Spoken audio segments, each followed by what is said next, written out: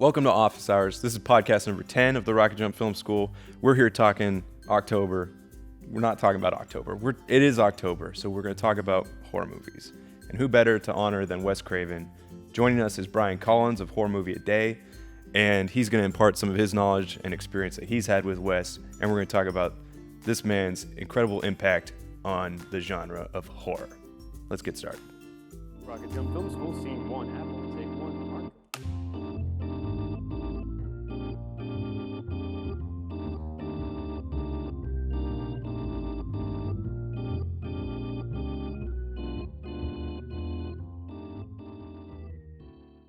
Hello, here we are. It's number 10 of Office Hours at RocketJump Film School. So this week is a very special week. It's a tribute to Wes Craven. And joining us is the very illustrious Brian Collins from Horror Movie A Day.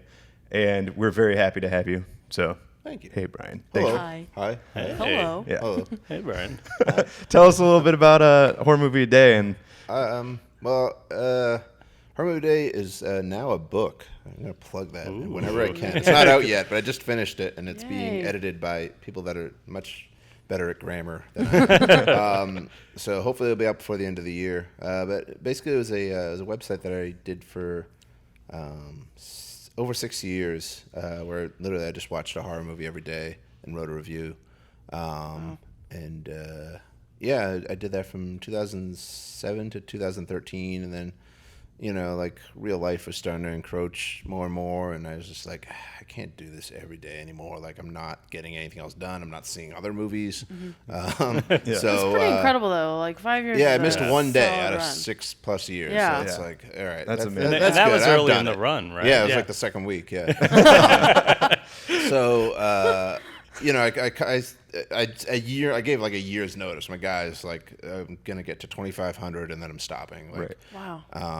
and then that day was just so glorious. But I keep the site going. I try to update it, like 3 or 4 times a month. But because I've been working on the book, Right. Yeah. sometimes I miss that mark.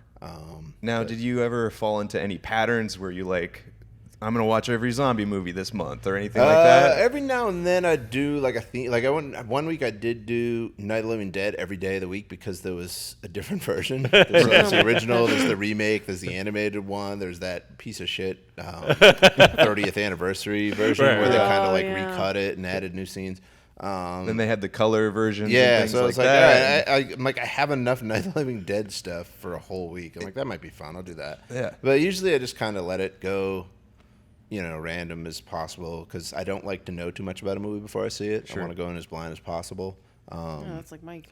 And Yeah, I think it's like when I picture that, I also think of that scene in I Am Legend when he's just going through the Oh, yeah. bookstore, or Yeah. not the bookstore, the Yeah. video store, and he's He's just like- literally going next film he's on like the up to shelf. G or whatever. Yeah, and I thought that was a very interesting thing because today's this, no matter what it was. Yeah. yeah, No, it was more. I mean, once Netflix Instant really took off, like probably I think 2 years into me doing it, it started getting not more planned, but like I knew what I always had. Like there were some days early where it was like 11 o'clock and I was like, I don't have anything yet. And like run to the video store because there was nothing at home that I wanted to watch.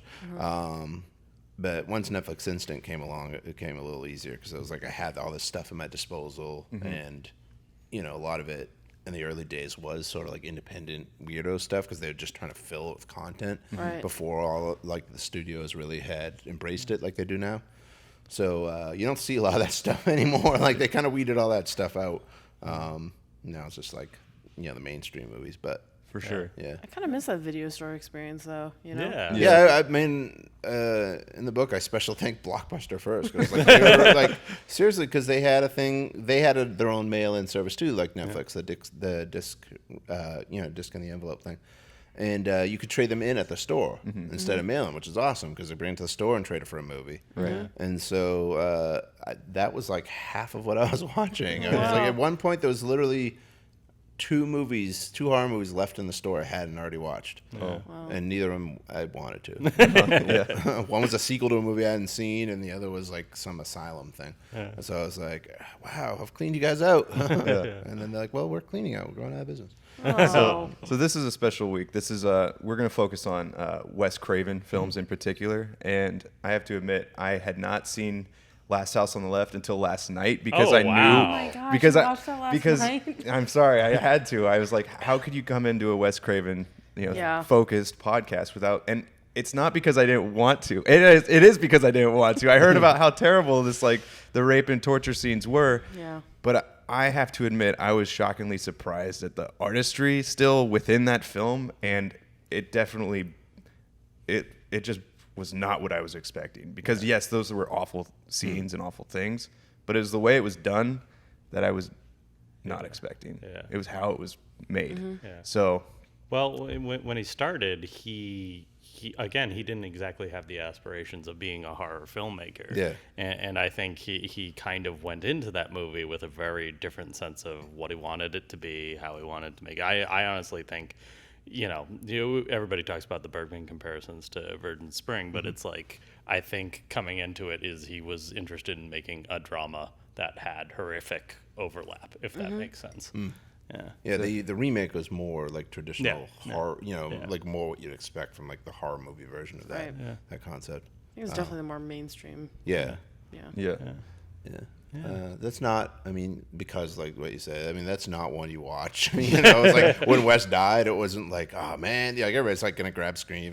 No one was like, I gotta put on Last House, man. Like, no, that's not gonna make you feel better. right. Yeah. No, there's certain movies that you hear about that you're like, I'm not gonna. Yeah, I don't you really just need have to go see there. it just to get that done. Yeah. Like you check it off. And Yeah. then, Right. Put your Nightmare on Elm Street DVD back in. Yeah. The acting in it was really surprising. Like it did feel almost like a documentary in a way. It was like so raw.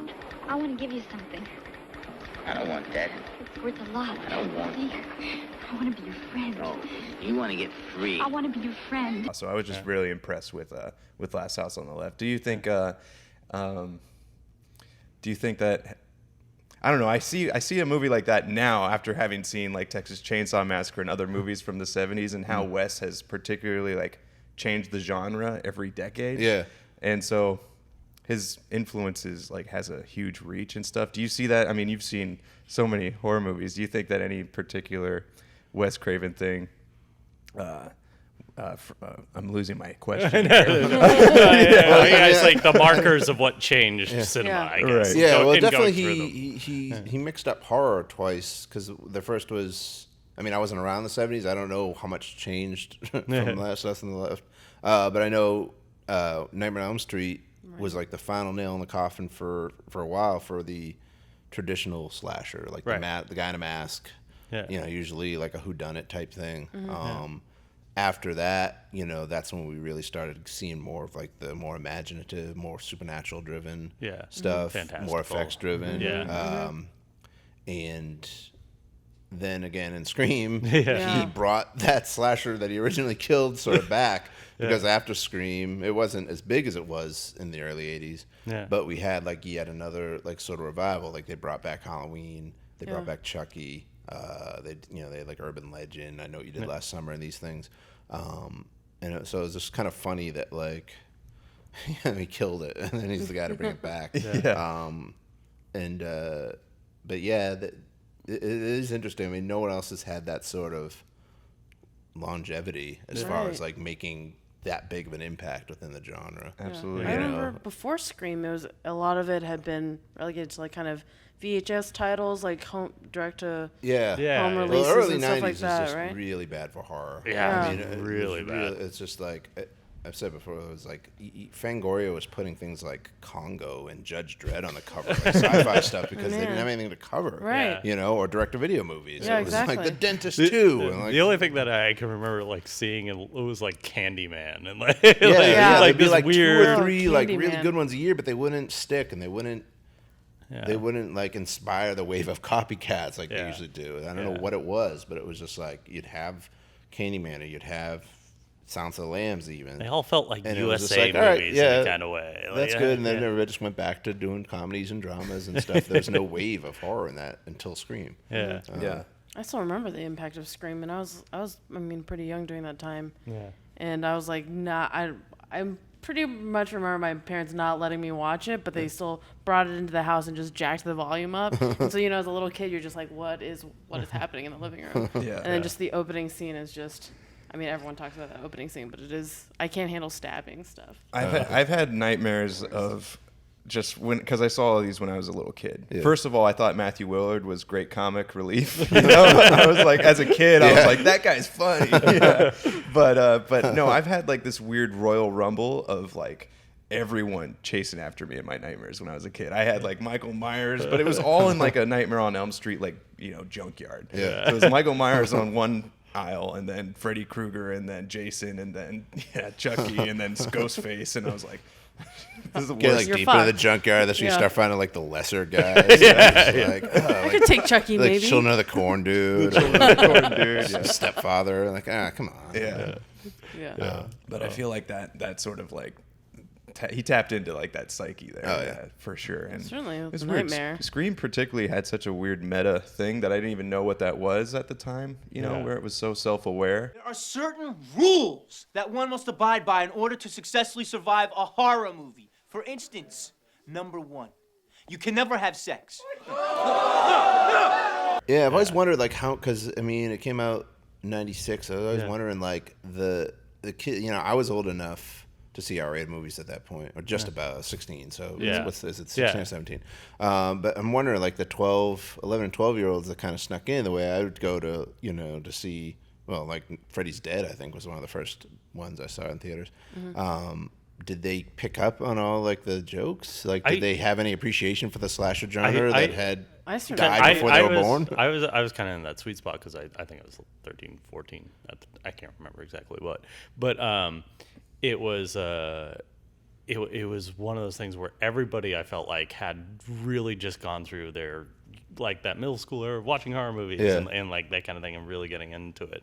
So for everybody exactly at my age, it was like that perfect, like, oh, this thing gets it, like kind of thing. Like, because it was just a bunch of middle school kids that had really gotten into horror. And so it was, it felt like a movie of the moment. Yeah. Yeah. And it was, and it felt less like parody or reinvention and more just was the thing. I hate when people call it a spoof. I'm like, it's not a spoof at all. Like it's it's Scary movie. It's a little meta. That's it. It's scary movie. It's admirable of those movies. It's not mocking them. I would it's say embracing it's those, more it's embracing those cliches It- and twisting them just enough that it feels smarter, but at the same time they're not they're not saying they're above it. Right. Yeah, in fact, I wouldn't even use the word meta. Meta makes it sound like a Dan Harmon thing. It's more referential. Yeah. There you go. Yeah, and I was thinking about this the other day. I want to ask you guys. It's so strange because Wes Craven obviously had such an impact with Scream that spoofs do come out like Scary Movie, and then Scary Movie just becomes out of control. You know? There's so there are many more of scary those. movies than Screams. Yeah. And I was thinking about this because like Scary Movie is a great film. I think it really is. I think Scary Movie is a good Mike, movie. how you doing? But hang on. I think you were at the right here's time for that. Here's 'cause the that- question though: is like because Young Frankenstein is a great film, Yeah. And I feel like could you imagine what the world would be like if Young Frankenstein had like 8 other Young Frankensteins? And it's like you wear out the joke, and it's like I mean, they're not even. Okay, they're not even parodying horror movies let's by just it. make this clear though. Yeah. Joey just compared Young Frankenstein. Yeah, I was just like, Scary what movie. is Hang on a happening? second, though. It's Mel like- Brooks and Marlon Wayans. I mean, really, that's just but the kings of comedy. There's right there. nothing else to really compare it to. It's like that was like Mel Brooks isn't gonna make that type of movie, or he already did. So Yeah. I feel like it was our generation's like closest thing. Yeah. I mean, it's not the same, but Isn't comparably. and wasn't Well- Scary Movie the original title for Yeah. Scream? Yeah, Yeah. just But- funny. Yeah. Well, Which is why I think because Courtney Cox at the very end of the movie like emphasizes the word "scary movie" in a very awkward way. And I'm Yeah. like, that always seemed like It's like leftover. title slam. Yeah. Like it's like some scary movie. Like, oh. Like- now they changed this title. Did you ever hear the thing that Steven Soderbergh's friend would do? This is a little bit of a tangent, but he would always go see movies with his friend, and every single time somebody said the title of the movie, his friend would go, "There it is." And so, like, Soderbergh instinctively never wanted to put like the title of his movies, have somebody say it, like actually in the thing. I love looking out for that whenever I hear it. Yeah, but Yeah, who that's does a that? really And so cool. he just never wanted his friend to say that about like his movie. One of my favorites was Killer Clowns from Outer Space. Yeah. Holy shit. Yeah, anyway.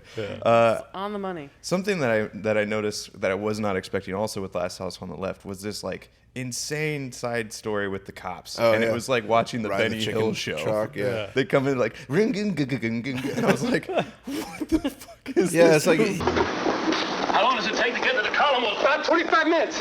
Make it 15. he had the ideas like the people need the Levity? tension breaker. It was Yeah. like you went way far, and just, like where you get like to the point where it's like, hey, you know what you're doing, dude? Like that's such a that's part of what makes that movie. There's the rape and there's the two cops that make that movie like really difficult to watch. Yeah. But then I see that sort of thing sort of cross over with David Arquette in Scream, especially in Scary Movie where they're just literally inept. They cannot doofy. Officer, well, it's funny that you say that because it's like when I think when I was talking to Brian once about Dude Bro, right? He talked about Last House. Unless I'm great, but that happened. And just like it's funny when I just think about that parallel, all of a sudden it like hits me. Yeah. It just cuts to like these guys who don't fit. At all. Okay, so what else? What else has he done? I heard Shocker was one of your favorites. Shocker, right? I'm a big defender of Shocker. I know it's funny because that was a movie that I saw when I was like 10 or 11. And it was like the first time I'd heard like metal music. Oh It was really big on the soundtrack. It was gorier. It has more blood in it than a lot of the other movies. The MPAA kind of left that one alone compared to a lot of the other movies of that era. So when you're 11 and you're seeing that much blood being splashed around, you're like, Yeah. So it's just that nostalgia thing. But I hosted a screening of it with Wes at the New Beverly for the 20th anniversary, and it wasn't until that screening I realized how fucking slow that movie is. It takes forever. Because you ask anybody, like, what's Shocker about? And they're going to say, oh, it's this killer that goes in and out of the TV. That's the last 20, 25 minutes of the movie, maybe. Like, it's 45 minutes until they even get him, like, into the chair. The movie has, like, a bunch of somebody murders said in the the movie has, like, beginning, 5 acts. Like, it's just like, when do you get to the part that's awesome? And it's bad. Like, you don't notice that stuff at home for whatever reason, but when you're in the theater, especially if you're hosting, you're telling people, you could just tell, and it was late. It was a midnight screening. When we do midnight screenings at the New Beverly, we do the Q&A beforehand. That way the guests can leave if they don't want to watch their own movie and they come talk about it at 3 a.m. The Q&A ran a little long, so we had Wes, we had a few of the actors there. So it was probably like close to 1 by the time it started, and then you're just like dealing with this like endless setup to the setup, I was just like, get him to the chair. Seriously, it's like the end of the second reel when he goes to the chair. And then it's another reel before like the TV stuff goes in. And that stuff's great. And everybody's having a great time. But like at midnight, at 1 a.m., that's just. And I was like, man, now I get why people look at me like I'm fucking insane when I say I like this movie. No, I mean, it's still fun as hell. I'll defend it to my dying day. But that was the one I grabbed. Right. When I heard Wes died. But it was just like, oof. In a theater, you can definitely feel. Yeah, there's just something about being in a theater that just magnifies every single problem. Well, if you're hosting, then you are the expectation of the audience. Is also resting. Yeah, because there are people that haven't seen it. Yeah, and, all they know is that this guy that they might trust because of his freaking stupid website. This guy knows what he's talking about. I'll go to midnight. I'm gonna drink a cup of coffee and go see this movie, and it's just like, dude, nothing's happening. Like, what is this guy talking about? So that I learned really quickly. And like, all right, not every movie's a midnight movie. Check, and also revisit them. Keeping that in mind before. And so the screening series improved from there. As far as the selections, anyway. Are there any other Wes Craven films that you think are underrated or anything like that? Well, I mean, I know it's not a perfect movie. It's not a great movie. It's a fascinating movie, my soul to take. Absolutely. It is just so crazy. Like, there's just something really off about that movie. Right. And I remember when it came out, some of the reviews were like, it's sad to see Wes Craven making such a generic slasher. I'm like, there is What nothing movie did generic you- about that movie. What did you watch? I want to see the generic version of this movie because it's just so fucking insane. Yeah. Right. You know, I mean, there's a scene where the hero of the movie dresses up as a California condor and gives a report to his class and then pukes on like one of the other students. Yeah. If anyone even so much as touches one of its feathers, just one. What are you gonna do? You gonna bite me, asshole? And then there's another scene where the two characters are mimicking each other for no reason that I can understand. No fucking way. Wait, and enough with the fucks now. You say fuck, you're not me, okay?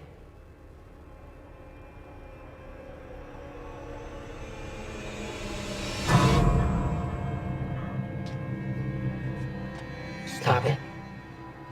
Bug? Bug?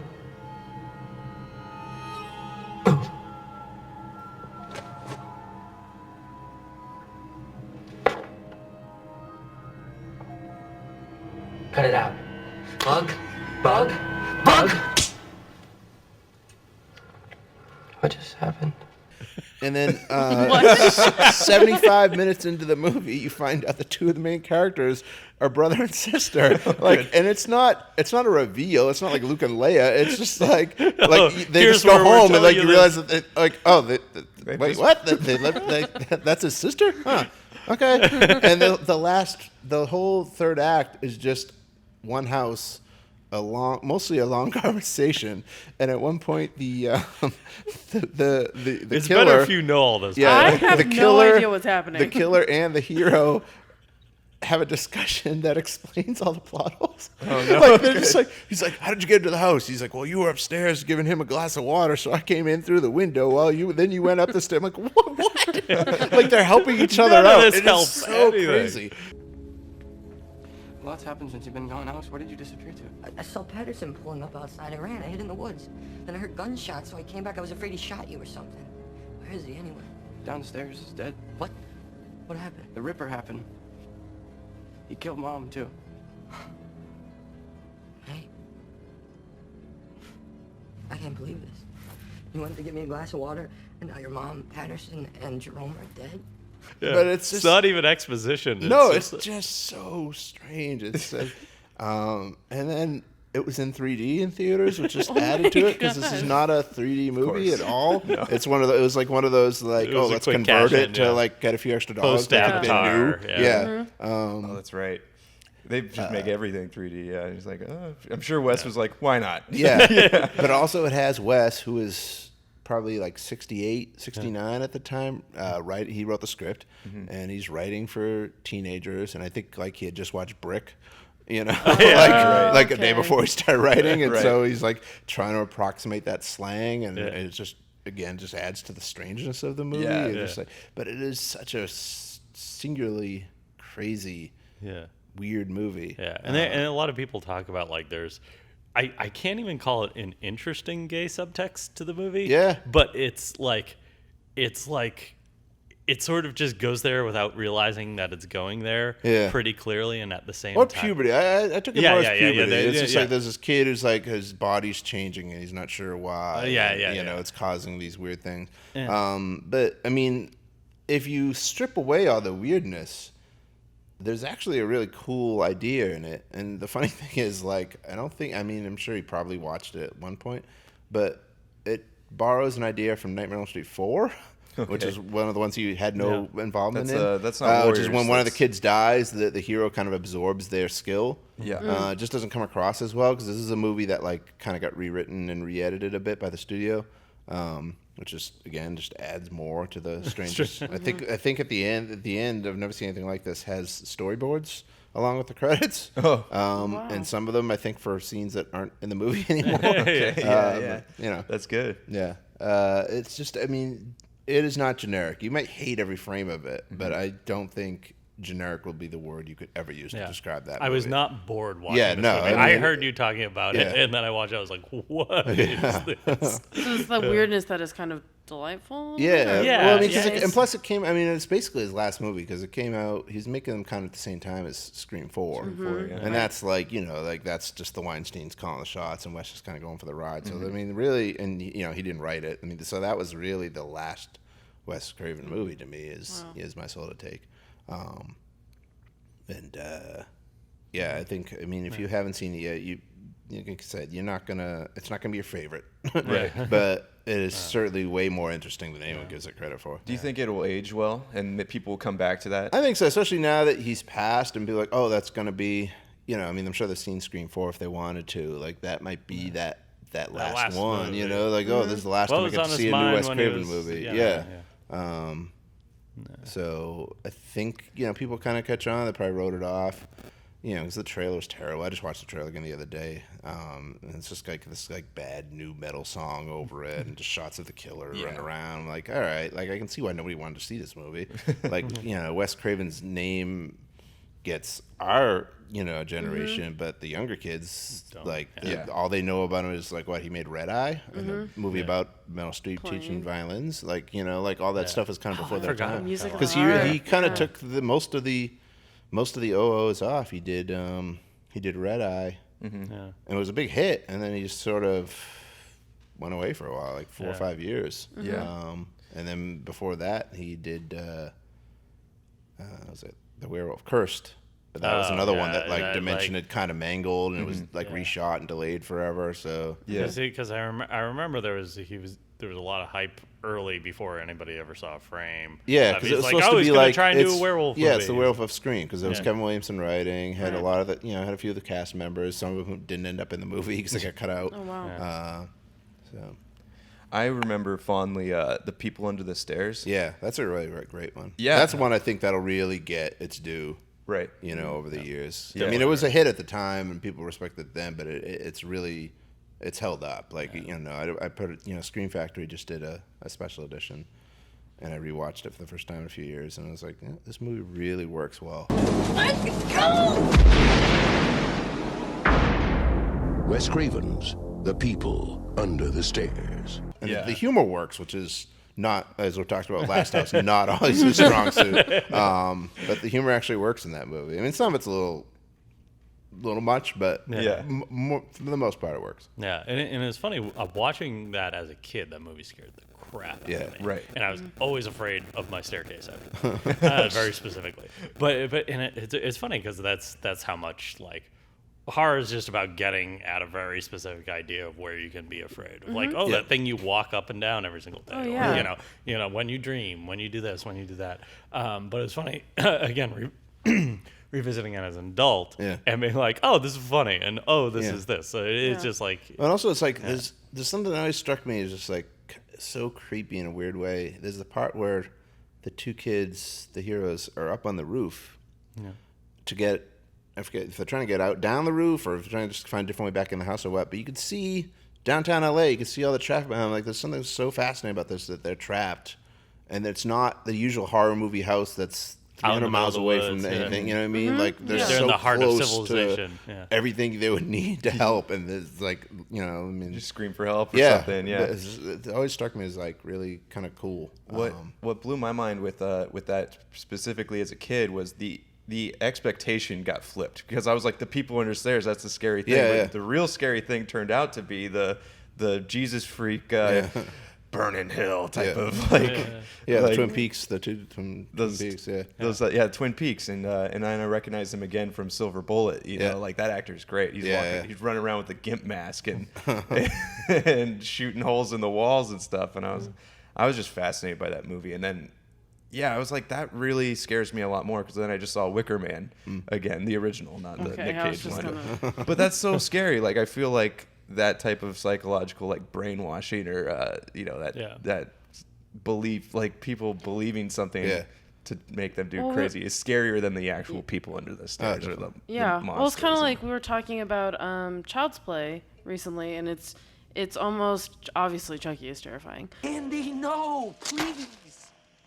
We're friends to the end, remember? This is the end, friend.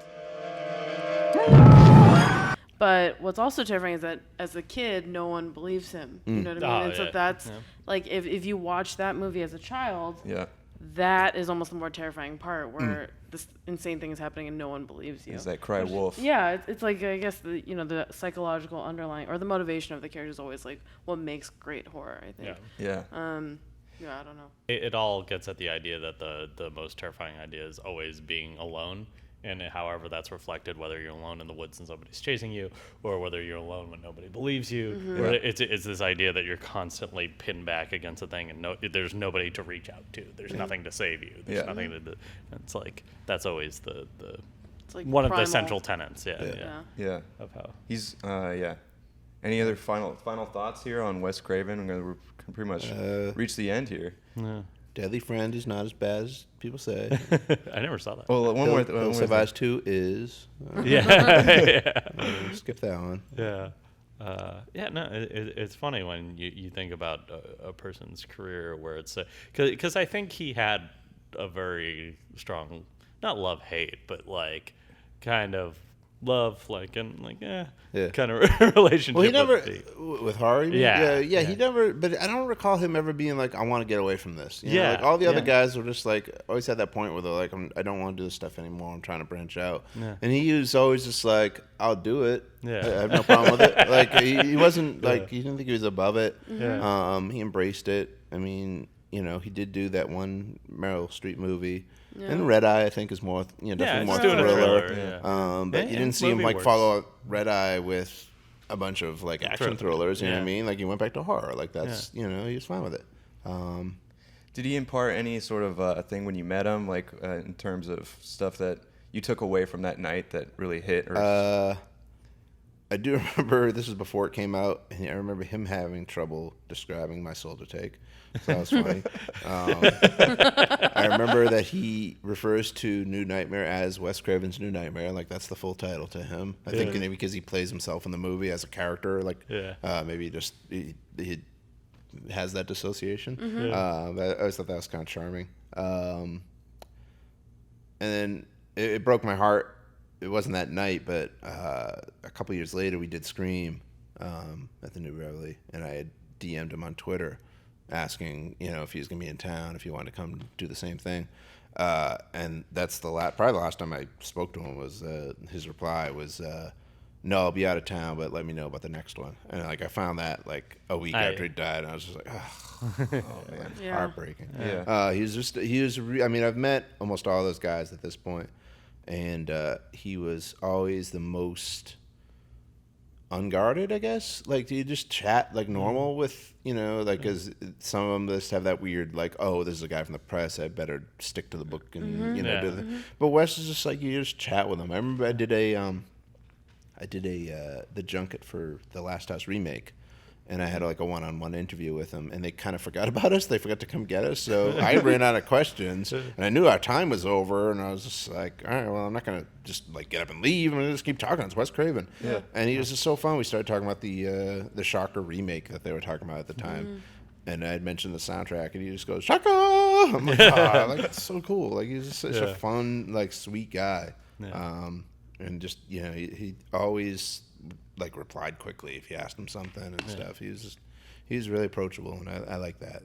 It's kind of funny because like he's a guy that's terrifying everybody since they're a kid. You just have when you're 7 or 8, you hear any of these guys you're like, oh, they must be, because the only thing you'll see like a rock star, you see like Ozzy Osbourne or somebody like you figure that's what they all kind of look like, these horror guys, Right. And he's just like Sick. he's just How like could a he come grandfather. up with these things? Or, But I'm he's just like scared. this sweet grandfather type guy, and super nice and very funny. He had a very great self-deprecating sense of humor.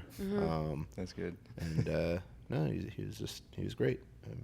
I was very upset. I mean, it was weird to get texts from people when he died. People like texting me like as if he was like my dad. Like I just heard, I'm sorry. Like, Definitely. It had an effect. When I heard the news, it was like a grandfather or something like. I mean, luckily I was playing with my kid at the time. Like I was on solo babysitting duty. My wife was out somewhere, so I couldn't really like dwell. I was just sort of to be like, oh shit, but I wasn't be like, all right, kid, All right, 15-month-old baby, give me a minute. You know, it's just like I had no choice but to like, all right, well, I'll have to deal with that later. You know what I mean? Like, cause like, which worked, cause I was just like, I'm just gonna focus really intently on him playing with these blocks right now. You know? I think I pretty much, when I read it, I whatever I was doing, I just like got up and like went away somewhere. You know, I was like, well, you could feel like, you know, when you hear news like that, it's like you can hear a community, feel like a community just